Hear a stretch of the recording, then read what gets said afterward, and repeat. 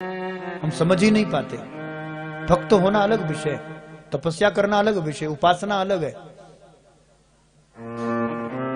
भक्ति हृदय का विषय।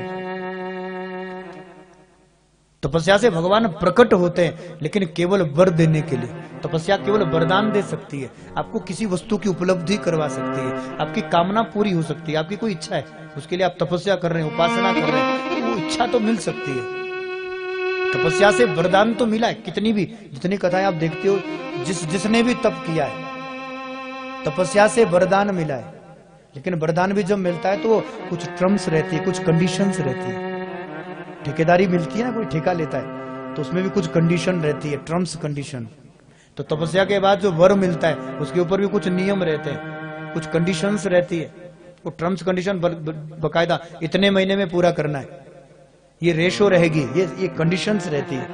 उसी प्रकार तपस्या से वर तो मिलता है, लेकिन कंडीशंस के साथ मिलता है। जिनको भी मिला है कुछ ना कुछ टर्म्स कंडीशन लगी है। तपस्या आपको वर दे सकती है और भक्ति आपको भगवान दे सकती है। अंतर इतना ही है, तपस्या से वरदान मिल सकता है और भाई बहन भक्ति से भगवान स्वयं मिल जाते हैं। वो अनमोल बिनमोल बिक ही तो रहा है। 36 वर्ष तक वो नौकरी करते हैं संत एकनाथ के घर में। तो वो तो भला हो साधु का, द्वारिका में बैठकर तप करने लग गए। 6 महीना में भगवान नहीं मिले तो सोचा कि अब नहीं, अब तो समुद्र में छलांग लगाऊंगा। आत्महत्या करने के लिए तैयार हुए।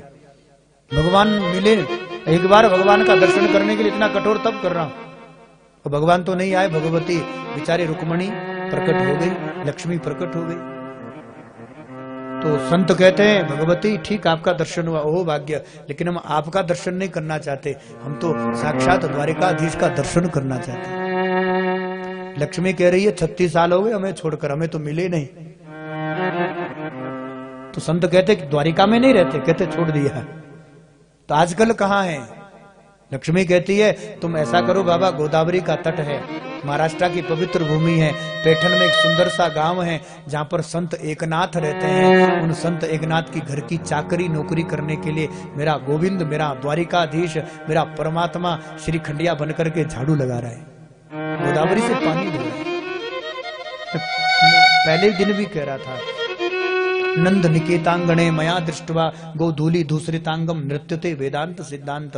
वेदांत का सिद्धांत ब्रह्म नंद के आंगन में नाचता हुआ दिखाई देगा, झाड़ू लगाता हुआ तो संत एकनाथ की कुटिया में दिखाई देगा। वो पानी भरकर ला रहा। भाई गए संत, उधर से भगवान वो पानी का घड़ा, नौकरी कर रहे हैं, नौकर जैसे होता वैसे ही रह रहे। रामकृष्ण हरी जय जय जय जय। तो भगवान से पूछ रहे हैं संत एकनाथ का घर पता है? कहते हैं हाँ बताओ। उनसे मिलना चाहते हो? कहते नहीं नहीं उनसे नहीं मिलना चाहता, उनके घर में एक नौकर रहता है उससे मिलना चाहता हूं। और पता भी भगवान से पूछ रहे। भगवान कहते क्यों भाई तुम्हें भी नौकर चाहिए? कहते नौकर नहीं चाहिए, वो नौकर कहाँ है? वो तो साक्षात मेरा ईश्वर है, मेरा ब्रह्म है, मेरा द्वारिकाधीश है, जो श्रीकंडिया बनकर के 36 वर्ष से नौकरी कर रहा है। ऐसा दयालु, इतना एक बार दर्शन तो कर लूं उस दयालु भगवान की कृपा नहीं। भाई बहन भगवान को लगा कि नहीं अब रहस्य से पर्दा उठ चुका है, अब नौकरी करने का फायदा नहीं। पता भी बता दिया, ये घर है सामने से ऐसे जाना वहां। तो गए, एकनाथ जी बैठ करके कुछ लिख रहे थे, और भगवान लिखा नहीं, उनकी टीका है भाई बहन, वो शायद अब हिंदी में भी उपलब्ध है, ऐसे तो मराठी में है, एकनाथ भागवत। एकनाथ जी के द्वारा जो भागवत लिखी, और वो 12 स्कंद नहीं है, केवल 11 स्कंद है, 11वां स्कंद है। और उस पर जितनी विस्तृत टीका संत एकनाथ जी ने की उतनी कोई कर भी नहीं सकता। भगवान लिख रहे, संत एकनाथ जी उसको गा रहे पदों को। महिमा रही होगी 36 वर्ष उस दिव्य महापुरुष के, कैसे जीवन व्यतीत, जिनके नौकर बनकर भगवान, पैर भी भगवान दबा रहा है। रात्रि में भोजन एकनाथ जी करते हैं तो भगवान वो पंखा भी डोल रहे हैं, कहीं कहीं मेरे संत को कहीं वो गर्मी भी ना लग जाए। ऐसा कहां मिलेगा भाई? इतना दयालु, इतना कृपालु। प्रणाम किया संत ने दूर से, एकनाथ जी को प्रणाम। एकनाथ जी ने कहा आप संत हो, बुद्ध पुरुष हो, मैं ब्राह्मण हूं, आप मुझे क्यों प्रणाम उल्टा कर रहे हैं? प्रणाम तो हमें आपको करना है। कहते नहीं बाबा तुम धन्य हो, तुम नहीं जानते तुम्हारी महिमा क्या है। हमने कहा कुछ भी नहीं, हम तो ठाकुर जी के दास है, बस सेवक है, भक्त है। कहते नहीं, आज नाथ महाराज, आज आप ठाकुर जी के दास नहीं है, आज ठाकुर जी तुम्हारा दास बनकर तुम्हारी नौकरी करने आया है। वो जो श्री खंडिया है वो कोई और नहीं, साक्षात द्वारिकाधीश है, साक्षात। धन्य आप जिनकी भक्ति श्रद्धा और भाव से रिझकर भगवान तुम्हारे घर में 36 वर्ष तक से नौकरी कर रहे हैं, पानी भी ढो रहे, रसोई भी बनाते हैं, हर छोटा काम करते हैं भगवान घर में। और ये बात यहाँ पर पितामह कह रहे हैं, यम मन्यस्य मातुल्यम प्रियम मित्रम सुहृदितम अकारो सचिवम दूतम। अर्जुन, जीव संसारी व्यक्ति हम आप सब जो संबंध भगवान से मानते हैं, भगवान वो कुछ भी बनने को तैयार है। तू परमात्मा भी मत मान, तू नौकरी समझ ले, अरे वो तो नौकर भी बनने के लिए तैयार है। कितनी ऐसी हजारों कथाएं भाई बहन, एक दो नहीं है, पूरा भक्तमाल भरा पड़ा है इन्हीं कथाओं से।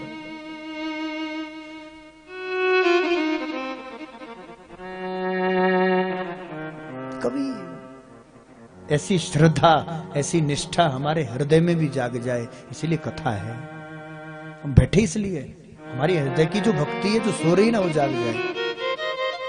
कुछ ज्ञान वैराग्य मूर्छित पड़े हैं, वो भी पुष्ट हो जाए, इसलिए कथा सुनो। भक्ति आपको स्वर्ग नहीं देगी भाई बहन, भक्ति आपको वैकुंठ भी नहीं देगी, गलत बात। भक्ति वो नहीं है कि आप शरीर छोड़कर वैकुंठ जाओ, भक्ति वो है जो वैकुंठ अधिपति नारायण को भी वैकुंठ छोड़ने में विवश कर दे, तुम्हारे लिए वो नारायण वैकुंठ को छोड़कर सन्मुख प्रकट हो जाए। ये भक्ति का लक्षण है, ये भक्ति की अपनी श्रेष्ठता है, ये भक्ति की अपनी उपलब्धि है। तो भगवान को छुओ, वो भक्ति नहीं, भगवान तुम्हें गले लगा ले, ये भक्ति है। तुम भगवान को ढूंढो, वो भी भक्ति नहीं है। तुम तो प्रतीक्षा करो ना शबरी की तरह, राम तो तुम्हें ढूंढता हुआ आ ही जाएगा। भक्ति उसे कहते हैं जहां परमात्मा भक्त को ढूंढने के लिए निकल पड़े, जहां भक्त को भगवान ना ढूंढना पड़े। आप एक जगह स्थिर हो जाओ, बैठो प्रतीक्षा में।